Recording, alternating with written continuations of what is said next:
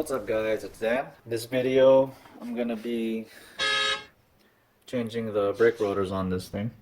I tend to have a bad habit of braking late on corner entries. Even with this van, yes. It actually handles quite well. So that increases brake fade and wear. Let me show you what I'm gonna be upgrading. Okay. I got these drilled and slotted rotors just for the fronts. Supposed to help keep them cool. It's got bigger vents in there. So yeah, I'm going to be putting these on.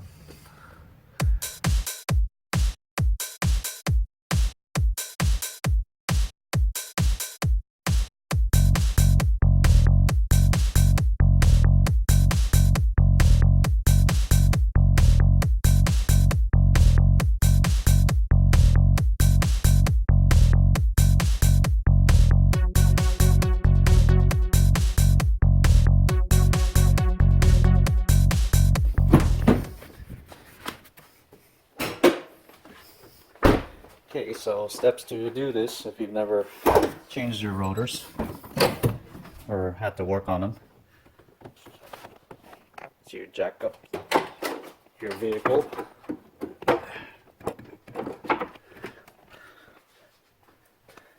And you want to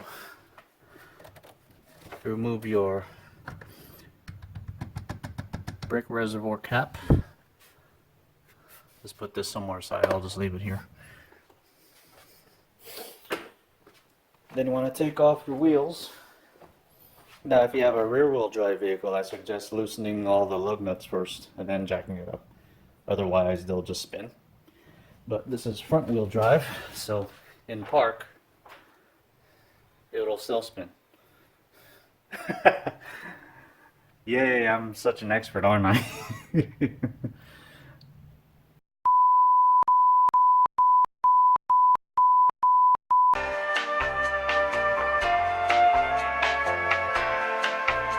It's fine, I have a impact gun, so if you do have one of those, then it doesn't matter.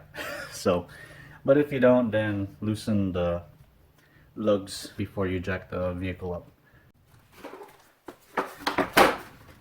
These Odysseys have a 21 mil size lug nut. No, they don't. These Odysseys have a 22 mil size lug nut, so make sure you have one of those. And more of a bonus if you have one of these.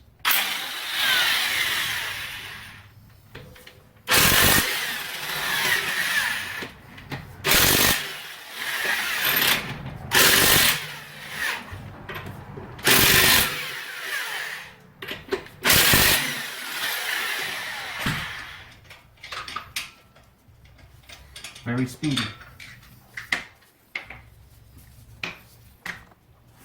Okay.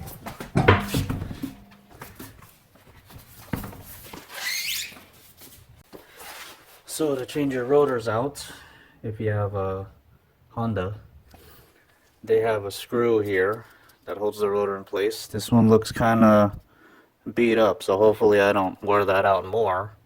Shoot. Yeah.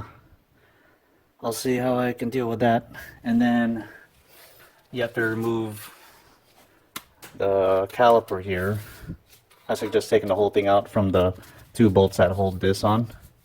You don't need to remove this. This is only if you want to change out your brake pads. You just remove this one. But I'm changing out the rotor, so I got to remove the whole brake assembly. So the whole brake assembly comes loose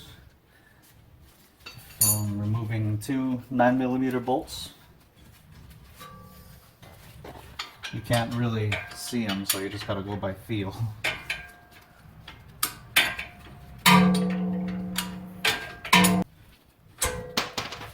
So here's how one of the bolts look like. Again, it's a 19 mil. Okay, here's the second one. Now this should just slide right up. So you want to put this somewhere out of the way for now. That looks fine. Okay, now I gotta deal with this screw without making it worse.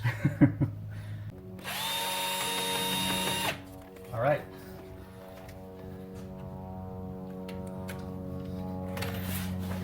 So with the help of my drill and being careful, I was able to get the little screw out. I used my widest bit. It fits in here without slipping. If you have different bits, like I do here, make sure you choose the biggest one you got. That will fit. You don't want to go too small, otherwise that will happen. Looks like a ninja star. Ninja star bit. I should make something like that. So anyway, the screw is out. Now this should just pull right off. There we go. This rotor's still in good condition. I'm gonna keep it just in case the other rotors suck. Here's a side-by-side comparison. There's a stock, then here's what I'm putting on.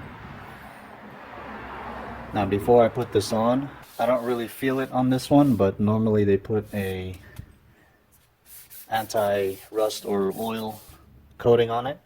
You want to get rid of that first, otherwise it'll affect your brake pads. So just get any kind of brake parts cleaner, brake cleaner, spray it on, clean it all off, then you can put it on your car.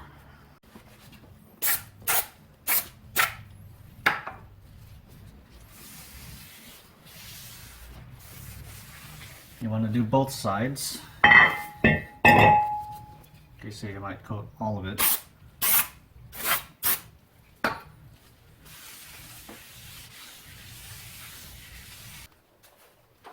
5-look conversion. I can just put this on. Make sure to line it up with the hole here where that little screw went. See this way. There we go.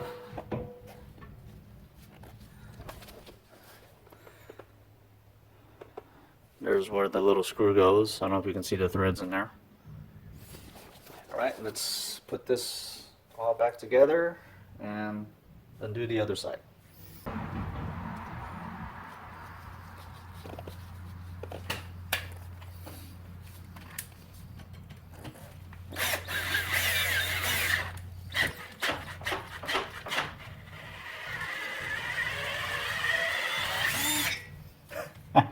Just with the drill. Okay. So that's on.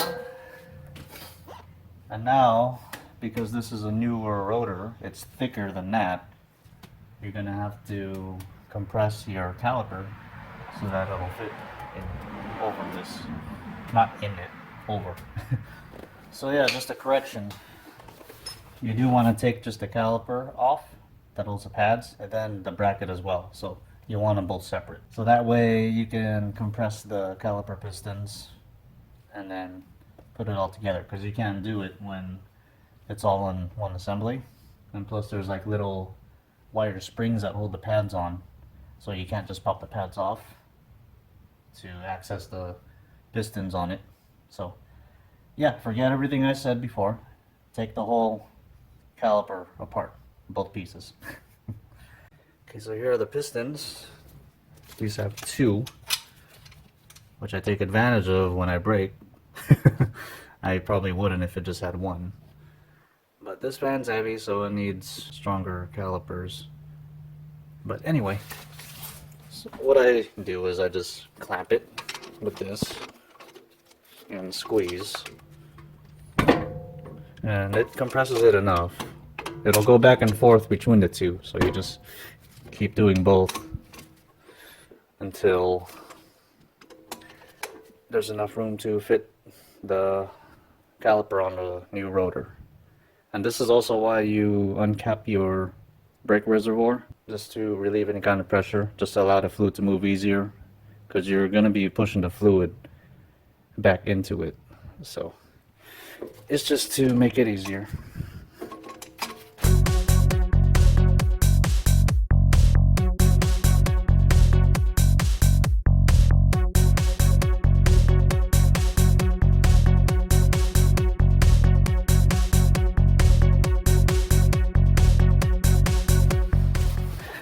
Like you saw what I was doing there, I was double wrenching, which is, this is the wrench that is connected to whatever hardware you're using. And if you need more leverage, you take another one, most likely your next biggest one. You interlock it.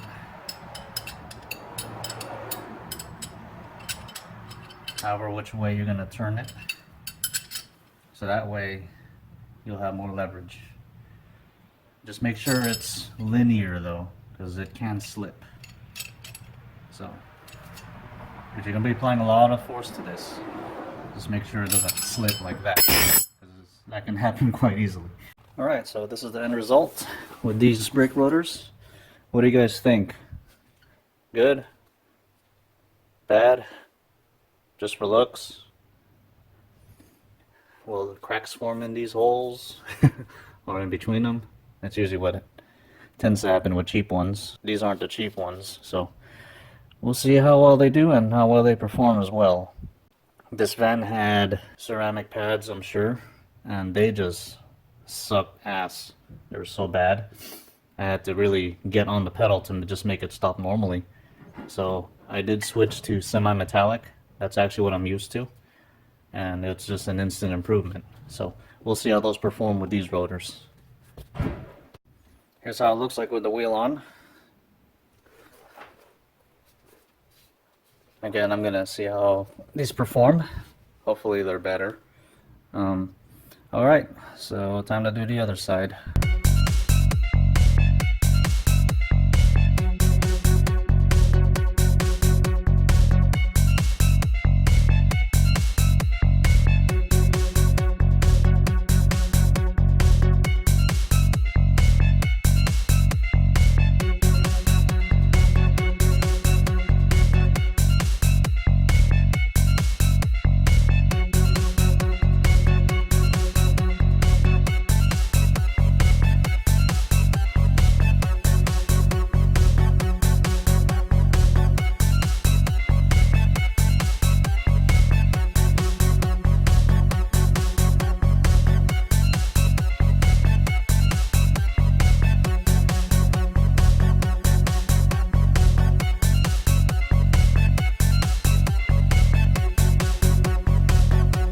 Well, I'm struggling with this screw. It's screwing me over. It's not budging. I'm gonna try some penetrating oil. See if I can get it to slip a little bit. Just a little bit. I might take it to a heat gun as well. Thing is, with this screw being what holds this brake rotor on, it's exposed to so much temperature difference. So there's a lot of expanding, contracting, which can affect its torque. You know, could just make it just be impossibly tight over time. So yeah, I'll use some oil and heat, see what that does. So unfortunately I couldn't get the screw off, so what I ended up doing is just drilling it out. I got the head off, so now this can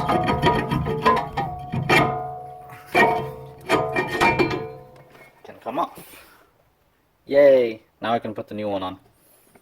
I did manage to drill out the screw, or what's left of it as well, and the threads are not damaged. So yeah, I can put a new screw in there if I choose to. Not sure if they're necessary, but so just something I can do. Maybe I probably just will, since that's how it came.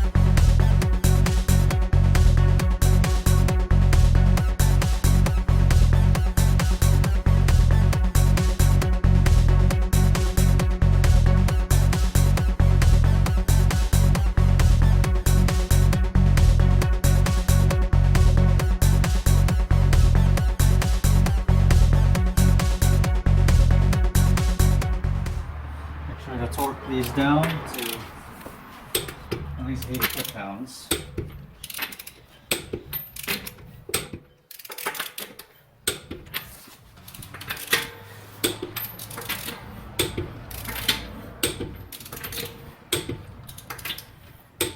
Alright.